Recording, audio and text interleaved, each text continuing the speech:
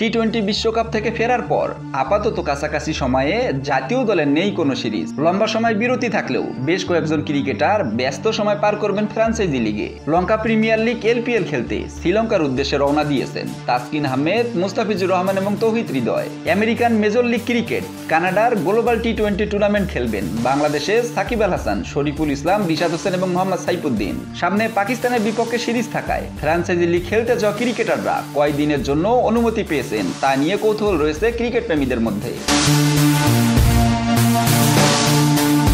সামনের আগস্ট মাসে পাকিস্তান সফরে যাবে বাংলাদেশ দল। সেই সিরিজকে সামনে রেখে সাকিব আল হাসান এবং মুস্তাফিজুর রহমান সহ 7 ক্রিকেটারের এনসিও মেয়াদ বেঁধে দেওয়া হয়েছে 9 আগস্ট পর্যন্ত। বিসিবির ক্রিকেট অপারেশনস কমিটির চেয়ারম্যান জালাল ইউনুস ক্রিকেটারদের ছাড়পত্র নিয়ে গণমাধ্যমকে বলেন, অনেকে গ্লোবাল টি-20 খেলবে, গ্লোবাল টি-20 এবং শ্রীলঙ্কার এলপিএল এ খেলবে 4 জন।